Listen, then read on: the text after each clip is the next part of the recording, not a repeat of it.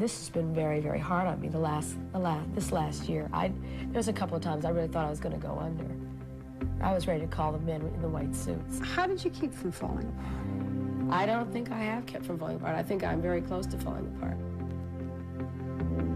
I will never feel as desperately bad as I felt that last time. No one will ever get to me again like that. How do you know? Because I just know it. Because I don't care anymore. Okay. I got the magic. I found the magic word. I don't care anymore.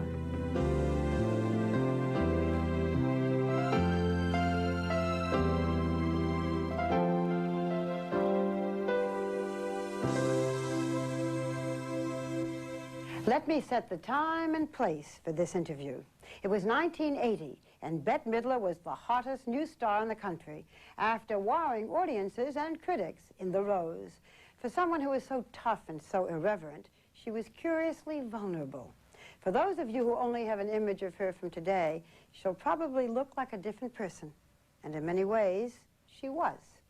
In a moment, Bette Midler. It's here on Lifetime. But you got to have friends.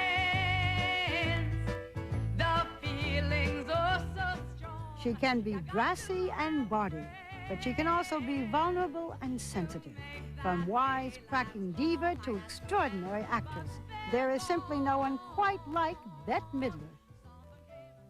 She has come a long way from the insecure little girl that grew up in Hawaii, escaping into fantasy, dreaming of one day performing and making people laugh.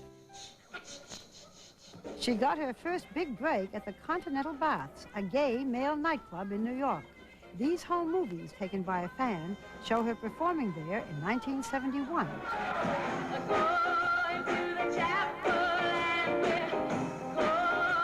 It is here that her alter ego, the divine Miss M, was born. The campy torch singer's backup pianist in those days was a very unknown Barry Manilow.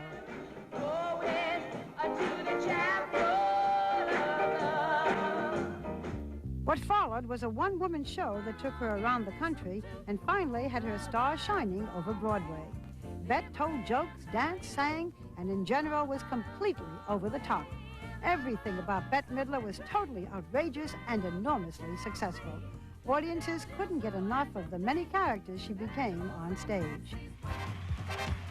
With each new album and stage incarnation, Bette expanded her trash with flash repartee. Soon her cult following had spread to the masses. Barely 30, she had already won a Grammy, an Emmy, and a Tony. But there was still another world to conquer, the movies.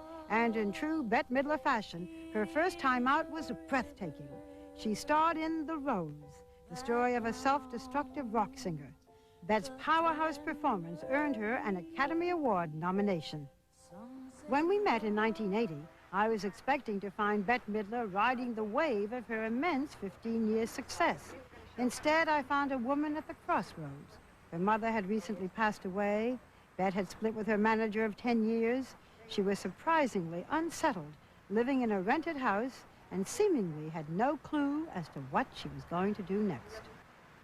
Lots of things have happened to you this year, almost too much. I mean, it's as if everything has come together, the enormous success in The Rose, and yet the kind of work that you had to put into it. Your one-woman show, the death of your mother, the giving up of your manager, Aaron Russo, who had been with you for years. Where are you now? What has this all done? Well, I'll tell you, it's really rough. This is not funny. This is a lot of work. And it's terribly exhausting, to be quite frank. I don't like to talk about it, but this has been very, very hard on me this last year. There's a couple of times I really thought I was going to go under. I was ready to call the men in the white suits. It's an awful lot of work, and I had no idea before I decided I would do it myself. I mean, I had no idea what Aaron really did. You mean keeping in terms of doing without the manager? Yeah. How did you keep from falling apart? I don't really know that I have. Now, that you've kept from falling apart. I don't think I have kept from falling apart. I think I'm very close to falling apart.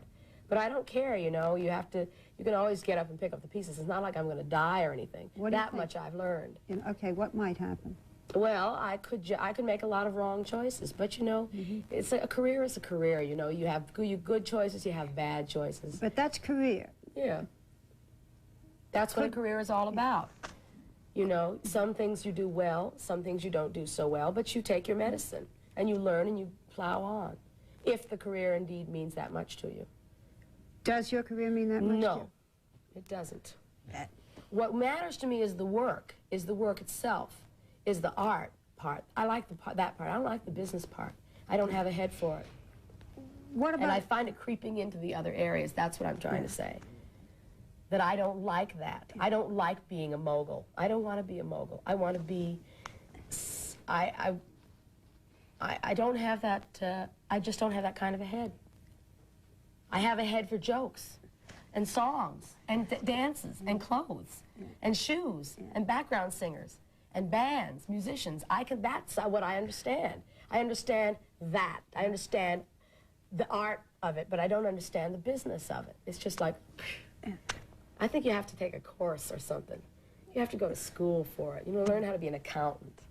The line, it's always been said, between comedy and tragedy is a very slim line. And you also have said that people who are sad are people who try to be funny. Who feel... This is all you? This is, I would say that was pretty accurate. I don't dwell on it too much, except when I'm really alone. Everybody has a certain amount of sorrow in their lives. They don't all become funny. No, they don't. It depends on what the sorrow is, I suppose. Yeah. You're very compassionate on stage. Yes. To older people, older women. I mean, some of the most touching numbers you do about the bag lady, the old lady, the old people. Yeah, yes. Where did this come from? You know, I tell you, I don't really know. I have a funny way of looking at things. I don't know what caused it, but I've always been, I've always felt sorry for human beings. I've always felt real sorrow for them, for their, I don't know where it came from. That's the side of me that is the deepest, that's the biggest part of my life, is this feeling that I have that isn't it too bad that we are human beings? Because human beings really aren't very nice, you know.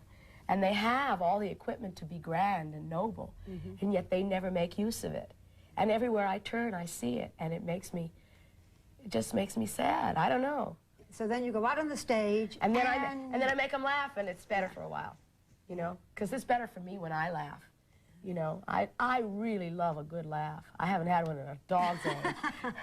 I know I feel better when I laugh, and it lifts me up out of that, you know. It seems when one sees you on stage and talking to you off stage that you have, I don't know how to, that you have compassion for the oddballs. The oddballs knock you out. I do. Everywhere I turn, I see them. And you're an oddball. I am an oddball. I'm definitely odd. I'm up there with them big odd ones. Yep. Sometimes I get fairly strange ones in the crowd, too. But I don't, yeah, I do have compassion for it, because I know what it's like to be inside that body. I know what it's like to have that little voice, you know, stuck inside a body and you don't understand how you got trapped there. You being, you know, your soul or your personality. Go ahead. Did you feel that way when you were a kid? Yeah, I always did. I always felt apart, never felt like I belonged. That's why I think I go so far to make people laugh and sort of give them comfort too, you know, by saying, look at what a nutcase I am, yet I go on. I know in your book you said that you can't stand it when people ask you about your childhood and about Hawaii, but it is not your average childhood. We were a white family in a neighborhood that was mostly non-white. In Honolulu? In Honolulu, just on the outskirts of Honolulu, in what they used to call the sticks of Honolulu. It's a freeway now. The whole town is a freeway. It's so bizarre, because there's nowhere to go on that island. They just have a road that goes around and around and around. They were Japanese and Chinese and Filipinos and Samoans and Hawaiian Chinese and Portuguese, and it was, we were the only real straight-ahead white family, and Jewish to boot. And we were made to feel very uncomfortable. And you were the funny-looking kid. I was a funny-looking kid. Were you really funny-looking? Well, I wore these, glasses, you know, the kind with the little cat's eyes. And they weren't on a chain. Thank God they weren't on a chain.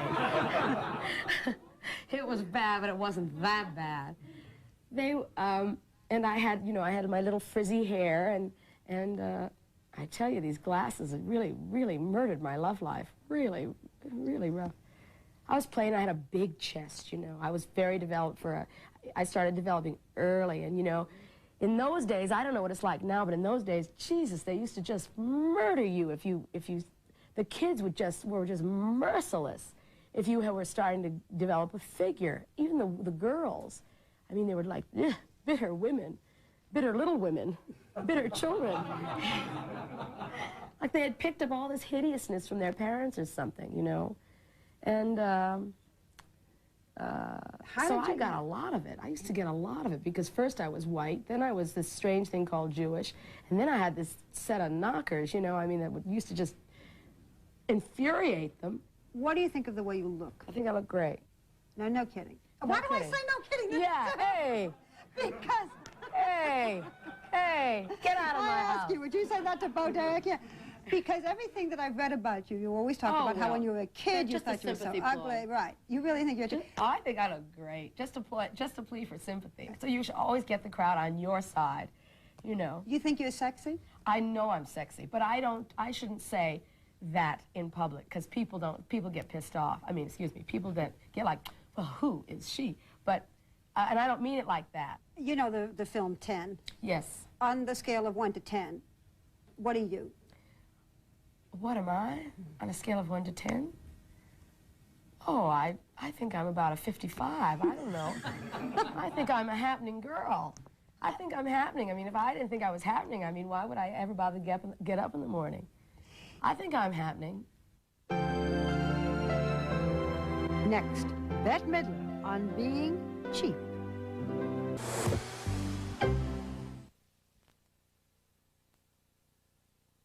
People who are not on stage and have never seen, as most of us have not, those hundreds or thousands of people in front of it, what is it like? It's the greatest. There's nothing like it in the whole world. It's if you're doing well, if you're doing what you're supposed to do and it's right, they know it, and they give you back so much affection and love. And it's sort of like it's reciprocal, and it goes on. It can go on for 2 and 3 hours. It's the most marvelous feeling. You know, it's like sailing. I've done a couple of shows recently that were real sailing shows, you know, that you didn't have any idea when they were going to be over because they were so grand, you know. And I was having so much fun, I didn't want to quit.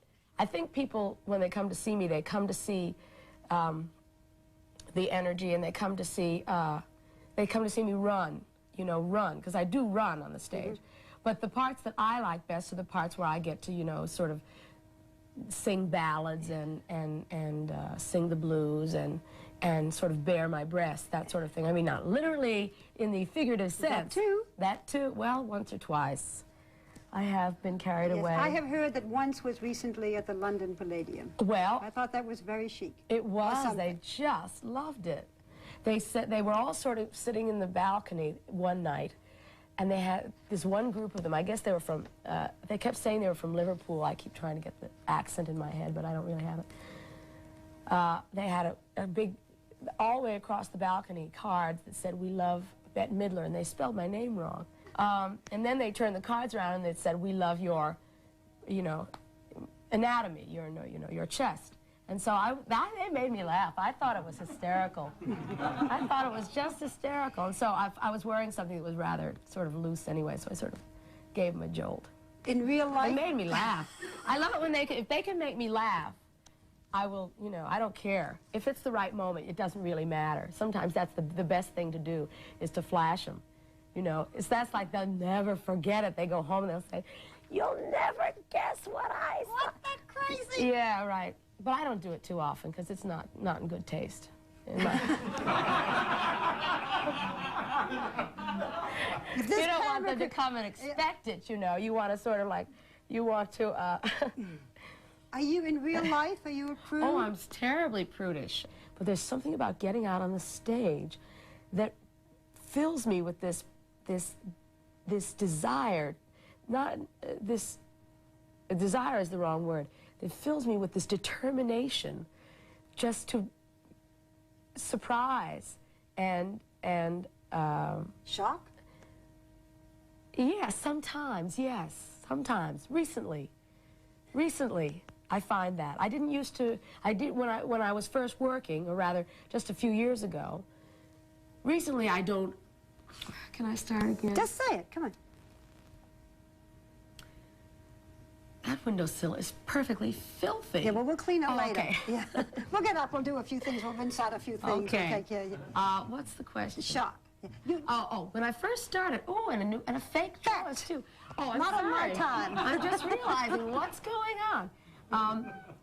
Wait now. When I first, I never thought about shocking people at all. When I first started working, but recently, like just the last job that I did, I found myself, you know, like things started coming out of my mouth. It's like I was another person. Like I couldn't control them. It was very odd. But not privately.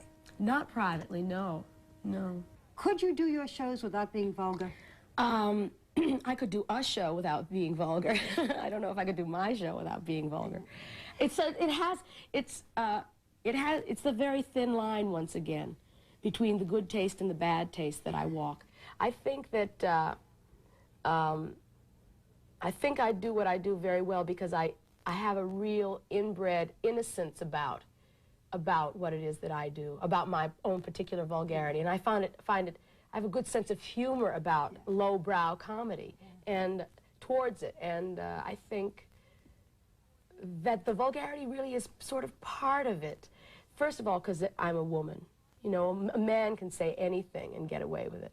But when it comes out of the mouth of a woman, it has to be tempered with a certain amount of innocence, and that's what I do. When you're on the stage, there is that incredible energy. I mean, it just, where does it come from? Well, my family's that way. It's a high metabolism. It's chemical. Part of it is chemical, and the other part of it is just sheer desperation and need, you know, need. But most of that has gone, you see, because I have had so much success that most of that need is gone. I sort of miss it, you know. It's the need to convince and to convince people that you are What? as great as they want you to be. Do you think know? you're great? I think some things I do great. I think some things I don't do so great. What do you do great? I think I'm very funny on the stage. I think I'm a scream. I've seen a lot of tape on myself, and I can be pretty funny. I mean, I have a very malleable face. I have a clown's face. I think also I have the ability to move people and to convince and to. I see. I have no. My personality really is. I'm really like a blackboard. And whatever I can think of, I can put out on the screen or on the stage. I've always been that way. But I'm just personality-wise, I'm like nothing. I mean, I don't have a personality. In real life, you don't? In real life, I don't have one. I have to like charge it up, and you know. I mean, really, I'm an actor. I am an actor, and most actors are really like just bare. You've never been married? Never been married. Want to be married? No, but I think I'd like to have children. Would you? Yeah. What kind of a mother would you be? Oh, I think I'd be a great mother, because I have compassion, you know. What would you And I like to teach, like John. I like to teach. Do material things mean anything to you? I mean, you've made some money. I made some money. Yeah, who knew? Yeah, I made some money. Are there things that you're dying to buy? No. The possessions you want to have? No, Really? no. Just books and records. There are those who say you are And cheap. other people. Cheap? Who said I'm cheap? Cheap. Some of Must the be people who have that worked for me. you.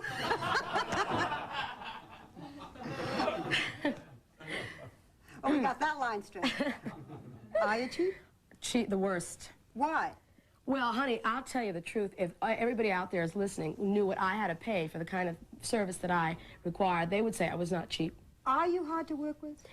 I'm hard to work with when when the picture that I have in my mind is not shared by the people that I'm working with. When the people I'm working with don't understand my vision or what I'm going for, you know, that's when I get terribly frustrated, and I am a screamer. I am definitely a screamer.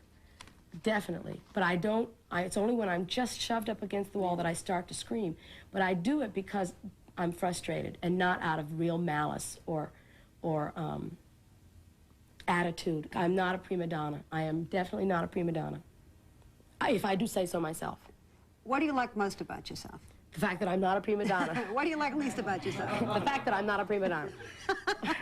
The fact that I can't learn to be a prima donna, damn it.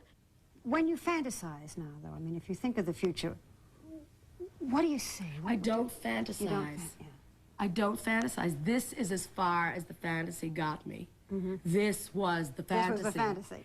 I'll make the movie, I'll be on the stage, That's it. Now what? Now what? That was the fantasy. Now I gotta go find another fantasy, you know? Is the best yet to come, or have you been there already? I think this is it. Do you really? I do, but I don't think At it's bad. 34, you think that this is it? Well, yeah. You're not going to get higher. It's not going to get better. Is there any more? Yeah. What else is there? Then what else would I want to do? I mean, what are you look going to do I from did. 34 to 90? I have no idea. You mean I have to go on? You catch me at a very peculiar point in my life, because everything thus far has been leading up to this moment, and here I am. I know it. I know we have. I mean, I knew when we came to do the interview that this was a very particular time with everything that's been the best and with some of the things that have been the worst. And we really have gotten you, if we wanted to be corny, at the crossroads. Really, at the crossroads. And we don't know which way you're going to... She's standing right in the middle. She's not moving an inch. In a moment, my interview with Bette Midler, 7 years later. Installed with a quality pad. Plus, there's no payments or interest till January. Now that's a sale. And the best deal on carpet anywhere at Olson Rug.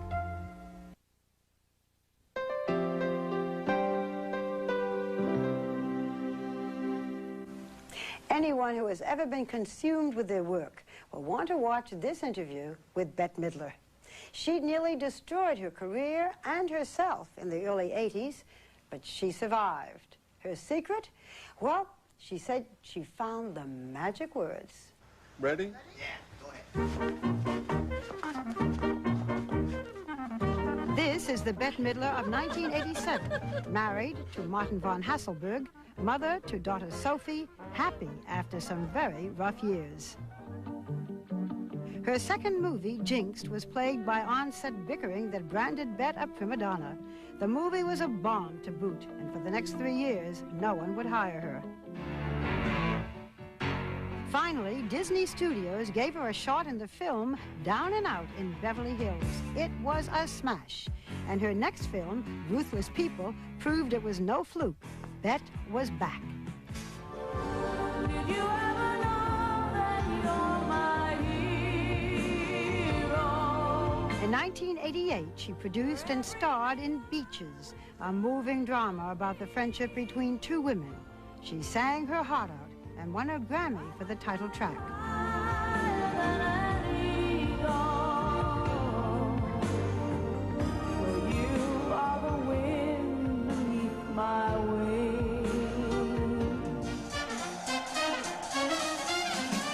Other films followed, including For the Boys, which earned her an Oscar nomination. We talked in Los Angeles. Bette, Martin, and little Sophie lived in a 1920s Spanish-style home that was very different from what you might have expected. On stage, Bette's taste ran tacky and trashy, but at home, her style was comfortable and tasteful. Here you can see the many faces and moods of the offstage Bette Midler. She was a collector and loved things that were bright and colorful. She and her husband enjoyed cooking, and the kitchen reflected Bette's flair for laughter and whimsy. At the time I visited with her, there was much to celebrate. 1986. What a year for you. What a year. Yeah. I mean, 3 pictures and a baby. Yeah, The divine Miss M, the Emma's movie star, the Emma's mother. I never thought, I would have never, I can't, I'm in a daze. What's it feel like? I don't get it. I don't know what I did. I was the same person 15 years ago that I am now. And I don't get it. But I'm happy for it. I mean, I'm totally grateful, and thank you, and all that, but it's bizarre. It is really bizarre. You think the producers are going to wake up and say, just a second, this is the same lady we turned down 4 years ago? I hope they're gnashing their teeth. All the ones because I was gnashing that's right. Because I was gnashing my teeth for so many years. Oh, why can't I get a job? Why doesn't anyone want me?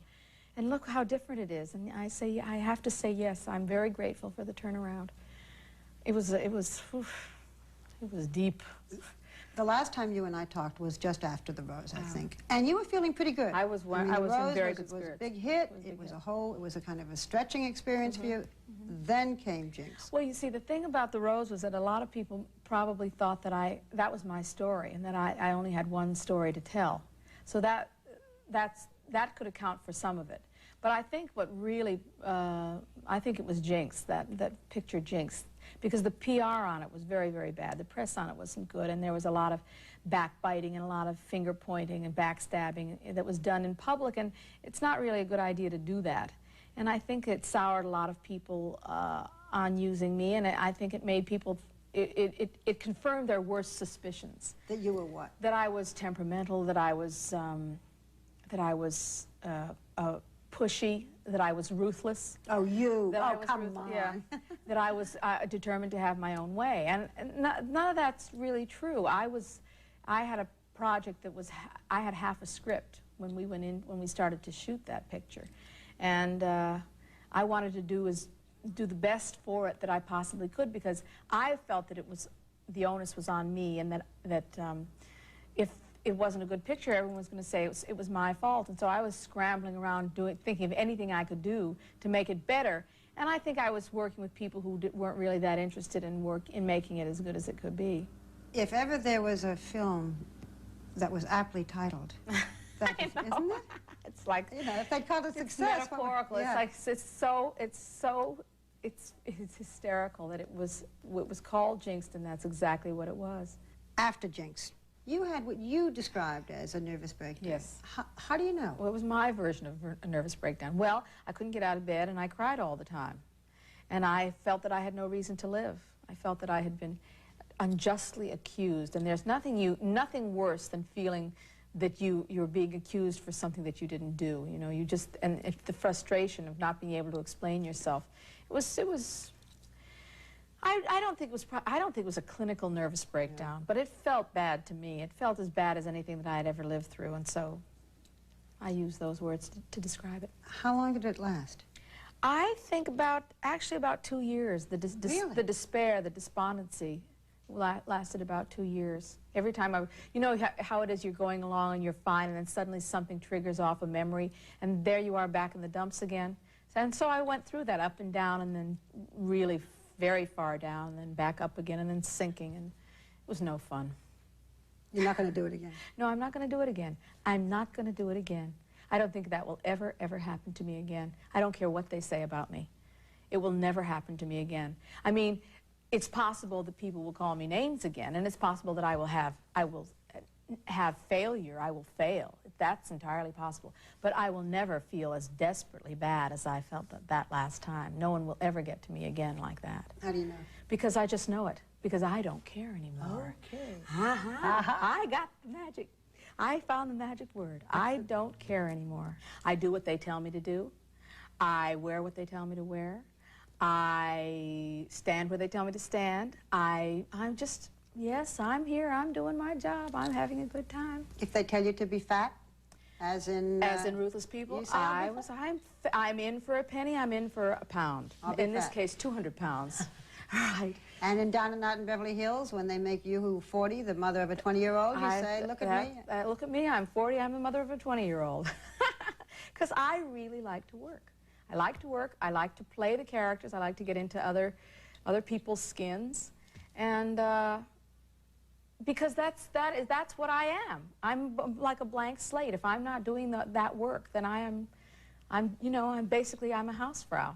You know, I wash the floors, I wash the dishes. You could be a good housefrau. I'm a brilliant, serious, I am a brilliant housefrau. I'm Harriet Craig. Remember Harriet Craig? Yes, you cleaned Joan everything. Crawford. Yes, you walk around here dusting everything up. I'm insane. I'm completely obsessive because I grew up in the, you know, I mean, it makes such perfect sense. I grew up in a, you know, in a home where nobody ever, you know, I mean, it was the city of the dust balls. And once I got my own house, I just got like, you know, kind of small-mouthed about it. I can't help myself. In Outrageous Fortune, that's you. I mean, that's the Bette Midler. It may not be the you sitting here, No. but I mean the lines, the stuff, I don't want to hurt the snap, the vulgarity. The snap, I the mean, vulgarity, you know, yeah. You used to be, I'm sure I was now quite that you bawdy you in were my the- younger days. Yes, you were. Now I'm a grand old dame. Yeah. Yes, I was pretty snappy. Yeah, I you said still am once- pretty snappy. You said once that you felt, I remember looking at an old interview, and you said, I'm going to end up being a stripper. Remember? Could happen. What Could time happen. is it now if I That's stick right. around? Yeah. I was the last of the truly tacky women. That is how I started. That was one of the things I wrote about myself. I decided I was going to play that. And now everyone is so tacky. It's like, what am I going to be? Now I have to be like, I have to be royalty because I feel as though my, you know, everyone's doing my act. But is any of that act you? It has to be. Well, I think it's what I absorbed in my growing up years because I was brought up in a kind of a not that great neighborhood, you know, poor neighborhood, in Hawaii, poor girl. I didn't feel as though I belonged, but you know, I go back there a lot now, and I really feel as though I do belong. I think because I know that town better than I know any other place in the world. I can get around it, I can drive in it, I can take the bus. I know the names of the streets. I know, and you know, it's home. And that is peculiar to me. Hawaii is now home. That really is the place that I feel the most at home. Because, and no one on this side of the world has ever seen that Hawaiian side of me. I've never spoken pidgin in public. Yeah. They've never seen me in my shower shoes, which we call my shower shoes, you know, my flip-flops, my Zoris. You know. They've never seen me in my slippers. In Hawaii, everybody wears slippers. They've never seen me in my muumuus. They've never seen me do the hula or sing Hawaiians. I sing Hawaiian music better than I sing any other kind of music. Can I hear 2 seconds? No.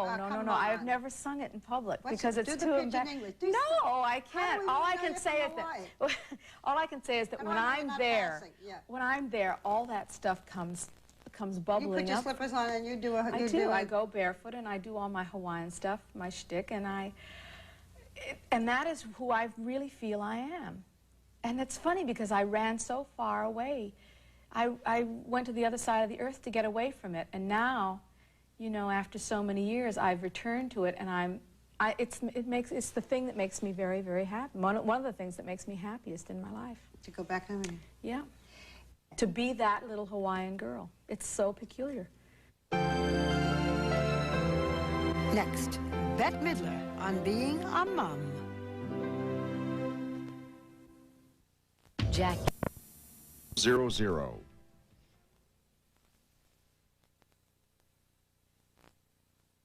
Your father had never seen you perform. No. You were always afraid that you were too vulgar for him, that he'd be upset. Oh, he knew I was too vulgar for him. And you were. I was. Yes. Now, he died last year. Yes, he did. He died when I was making Outrageous Fortune. Did he ever see any of your films? Did you? No. He didn't care for that kind of thing. He didn't care for the films. He didn't care for anything that had to do with that smacked of show business. He didn't care for it. He thought never it was really got into it with you. No, but I will tell you this, that I was pregnant, and he was very, very pleased about that. That made him very happy. Nice. At least that was that part of it. That part of your life was right for him. That was great. Yeah. He loved my husband too. He thought he thought he was a great guy. Tell of us all about the your guys husband. of all the bums I ever dragged home. Which would you rather talk about, all the bums or your husband? I'll give you a choice. I'd rather talk about my husband. Okay. How did you meet him? What was he like? Why this man? Well, he asked me. Yes. Others have asked you. No. This is the first time anybody ever asked you to marry him? To tell you the truth, yes. You're kidding? Yes. No, I'm not kidding. I'm not kidding. In your whole life, nobody ever asked you? No. course, I discouraged it. You know, I mean, when I felt that it was imminent, I would run away. I never wanted to get married. Only really until I was about 39, until I had sowed enough wild oats to decide that it was time to settle down. Do you miss the wild oats? Occasionally. What do you do about it? Not very much. I read a book. You take a cold shower. I do. I mean, I used to love to run to those clubs and stay out until the, you know, the wee hours and carry on, but it starts to look the same after a few years of that. It's the same. The people are the same, the doormen are the same, the events are the same, the music is boom, boom, boom, boom. It's pretty much the same. And the stereotypical club goer that you meet, I mean, it's pretty much the same. So I don't really miss it that much because I had enough of it. Okay, so you meet this guy. You didn't just marry him because he proposed, or did you? No. No. Really, I was madly in love. We were both madly in love. What was he like? Well, he's quite eccentric. He was born in Buenos Aires. His family is German. He was raised in England. He went to boarding school in England. He started out to be an actor and wound up a performance artist and a commodity trader. That's a very strange It's quite combination. strange combination, yes. And what was he like? He came to the door on this date. He asked me out, and he came to the door in this suit that had a life of its own. It was this great big yellow suit. It was a yellow plaid suit. He looked like a used car salesman. I mean, but like a caricature of a used car salesman. I didn't remember that that's what he looked like. And I had to go out in public with this suit. And I didn't know what to do. And finally, I just swallowed it, and I said, I'm gonna go, and I'm gonna have a good time and see what this guy's like. So we went out, and the next day he called again, and then I went to New York, and he called again, and I said, well, there's something here. There's something here that hasn't been here before, because it started to get very intense. How is he eccentric? Well, he'll shave his head at the drop of a hat. I see. That's I don't eccentric. see it. That's a little eccentric. That's a little That's weird. somewhat He eccentric. say good morning and he shaves his head. Yes, yeah. Or he'll come in having shaved, and you know it's. But I've gotten used to it. He's an odd duck, but he's You're a great. an odd duck. I am a very odd duck. So But it's I never realized I was an odd duck until I put myself up next to him, and I realized we were cut from exactly the same cloth. You got off to rather an odd start in your marriage. You were married by an Elvis Presley impersonator? Yes. Really? Yes. He was not wearing his pompadour. I see. We were looking for a chapel. We drove up and down You in Las the Vegas? Strip in Las Vegas, yeah, and we finally found the Starlight Chapel. And we didn't know he was an Elvis impersonator. We had a tape with us of Juliet of the Spirits, you know, the Nino Rota score. Da, da da da da da da da da da da da. And we put that on, and we marched down the aisle, the two of us. He was in a sort of a big suit, as he usually was. And I was in a gown that I had bought for someone's premiere. And I had my bouquet, and we marched down the aisle to this music, just the two of us. Yeah. And we wound up in front of this man, and he gave us the ceremony, lovely, lovely ceremony about how the ring is around and it's gold because it never tarnishes like your marriage is going to be. And at the end of the ceremony, which was very lovely, he said, you know, he wanted me to know that he was the foremost Elvis impersonator in town, and that he made records, and this was his single. He gave me his single on the way out the door. Did he do any of it for you? No, he didn't do any of it. Well, but I kept the single. Is it going to be a problem that now everything, your whole career has just zoomed so that's going to mean lots of money, big movie star? He did it for me. He was the one that pushed me in the right direction. I'll talk to anybody. I'll talk to any old body that passes through the, you know, the janitor will be sweeping up, and I'll say, do you think this is a good career move? And I'll take the janitor's advice very, very seriously. Well, my husband came into my life, and he said to me, I'll never forget this, he said, what do you want to do? Who are you? And I said, well, I think I'm a hysterically funny person. He says, well, why don't you do a comedy? I said, what do you mean do a comedy? He says, do something funny.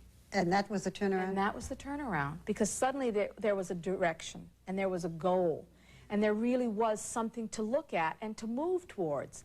And I'll tell you, that helps a lot. Because if you're just sort of moving around and you're not sure what direction you're going in, you're just going to waste a lot of time. And today, when everything is happening for you, does this still give him great pleasure? He thinks it's so wonderful.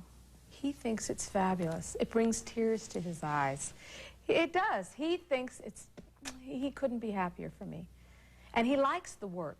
He's gone to all those pictures and he's gone to all those shows, the comedy shows that I did, and he just stands up and beams. He thinks it's great. The baby. The baby. Soph. So, That's an adorable baby, having just been up there and hugged her. you saw her. She saw her. She held her. I saw her. She exists. It's there. Yes. Yeah. Yes. In fact, you laid your hands on her, and she got better. Oh, we should tell them what that is. Oh, that sounds so funny. That sounds so funny. She did a little something in her pants. Yes, which she we did. had hoped that she would do. That's Yes, right. she After did. I touched We her, I were do waiting. that for people. Some people put it a different way. Anyway, what's it like for you? I'm having the best time. Can you believe it? I can't believe that she's mine, that she came out of me. I'm flabbergasted. And she smiles like you. She's just She smiles. When she smiles, I'm telling you, the whole world smiles. She just lights up a room. It's just brilliant. Brilliant. How are you going to bring this baby up? Very traditionally. No TV. You, Bette Midler with no TV. No TV. Uh, Traditionally, I mean like before TV. Lots of books, music lessons, lots of exposure to the classics. Good luck. Classical education. I want to come back in 10 years. I know. She'll probably be a punk rocker. She'll have a pin in her nose. She'll have green hair. I don't know. I'm hoping for the best. Do you sing to Sophie? I sing to her all the time. What do you sing? I sing Going to a Hooky Low. Oh, we're going to a hooky low. And then I make little hula gestures. So she likes that. The I wanna collective, play Frank Sinatra and play Ray Charles and play all the, all the greats, the Boswell sisters. So she'll have a good classical pop. Never too young to Never start? too young. Do you ever sing Friends to her? You ever sing? I haven't sung that yet. When she gets a little older. A little older. She gets a little older. Oh, Then you'll teach her what that's I'll all about. sing her the songs, but I won't show her the shows. I don't think. Not for a long time. Gee, I hadn't thought of that, Bet. Yeah.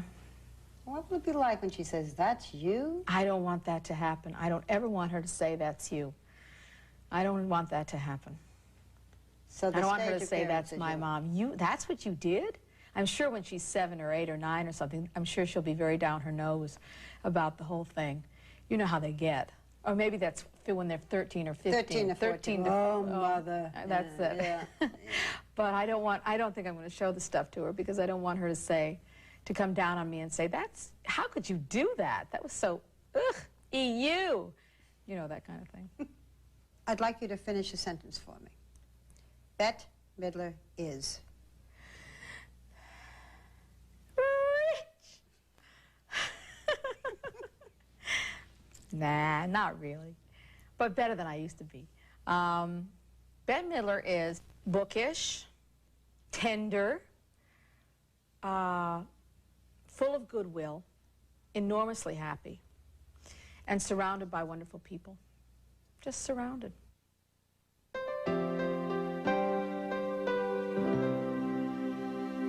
On Lifetime.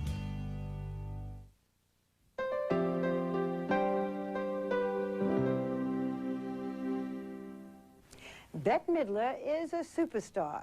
This is most impressive when you consider that she's not traditionally glamorous, not the stuff of male fantasy or female jealousy.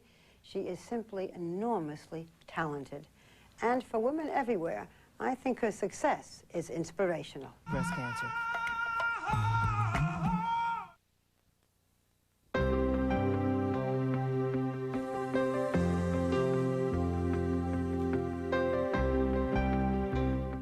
Coming up next, Jack Killian used to walk the beat. Now he talks the beat on San Francisco's late night radio. Troubleshooter, confidant, shoulder to cry on. He's working the graveyard shift from dark to dawn in Midnight Caller. Coming up next, only on Lifetime.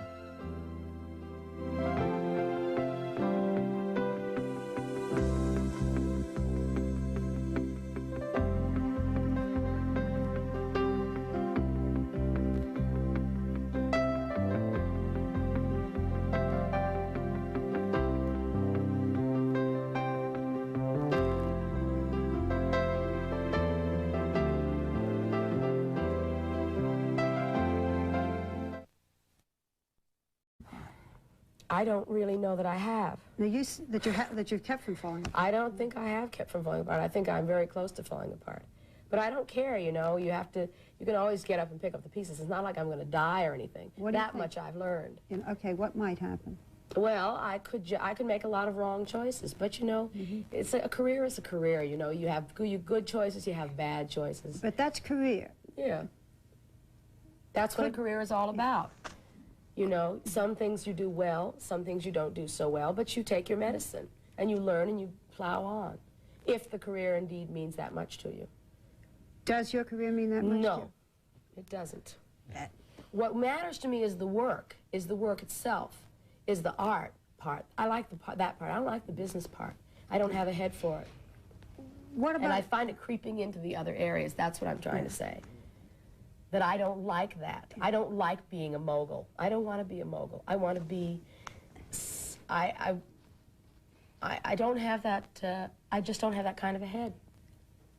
I have a head for jokes and songs and dances and clothes and shoes and background singers and bands, musicians. That's what I understand. I understand that. I understand the art of it, but I don't understand the business of it. It's just like, I think you have to take a course or something. You have to go to school for it. You know, learn how to be an accountant. The line, it's always been said, between comedy and tragedy is a very slim line. And you also have said that people who are sad are people who try to be funny. This is all you? This is, I would say that was pretty accurate. I don't dwell on it too much, except when I'm really alone. Everybody has a certain amount of sorrow in their lives. They don't all become funny. No, they don't. It depends on what the sorrow is, I suppose. Yeah. You're very compassionate on stage. Yes. To older people, older women. I mean, some of the most touching numbers you do about the bag lady, the old lady, the old people. Yeah, yes. Where did this come from? You know, I tell you, I don't really know. I have a funny way of looking at things. I don't know what caused it, but I've always been, I've always felt sorry for human beings. I've always felt real sorrow for them, for their, I don't know where it came from. That's the side of me that is the deepest, that's the biggest part of my life, is this feeling that I have that isn't it too bad that we are human beings? Because human beings really aren't very nice, you know. And they have all the equipment to be grand and noble, and yet they never make use of it. And everywhere I turn, I see it, and it just makes me sad. I don't know. So then you go out on the stage, and then I make them laugh, and it's better for a while, you know, because it's better for me when I laugh, you know. The story of a self-destructive rock singer. Bette's powerhouse performance earned her an Academy Award nomination. When we met in 1980, I was expecting to find Bette Midler riding the wave of her immense 15-year success. Instead, I found a woman at the crossroads. Her mother had recently passed away. Bette had split with her manager of 10 years. She was surprisingly unsettled, living in a rented house, and seemingly had no clue as to what she was going to do next. Lots of things have happened to you this year, almost too much. I mean, it's as if everything has come together, the enormous success in the Rose, and yet the kind of work that you had to put into it. Your one-woman show, the death of your mother, the giving up of your manager, Aaron Russo, who had been with you for years. Where are you now? What has this all done? Well, I'll tell you, it's really rough. This is not funny. This is a lot of work. And it's terribly exhausting, to be quite frank. I don't like to talk about it, but this has been very, very hard on me this last year.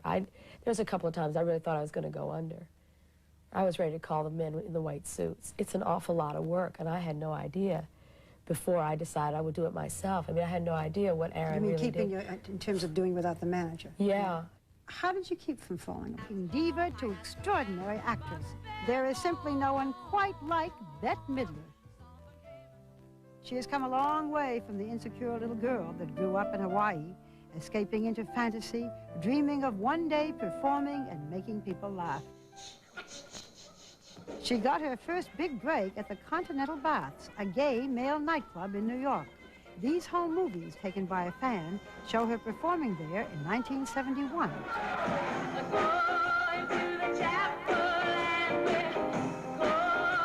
It is here that her alter ego, the divine Miss M, was born. The campy torch singer's backup pianist in those days was a very unknown Barry Manilow.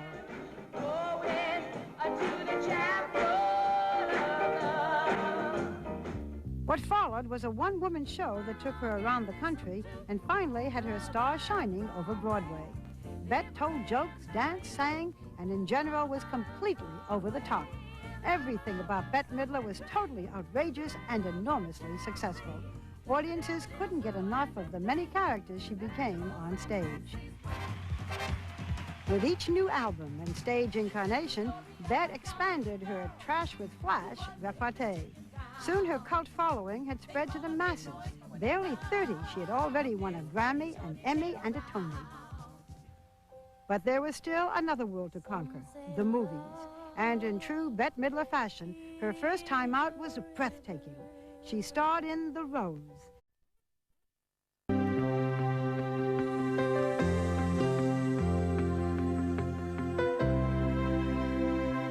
This has been very, very hard on me this last year. There's a couple of times I really thought I was going to go under.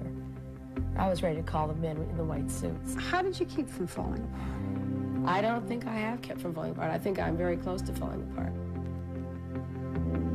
I will never feel as desperately bad as I felt that last time. No one will ever get to me again like that. How do you know? Because I just know it. Because I don't care anymore. Okay. I got the magic. I found the magic word. I don't care anymore.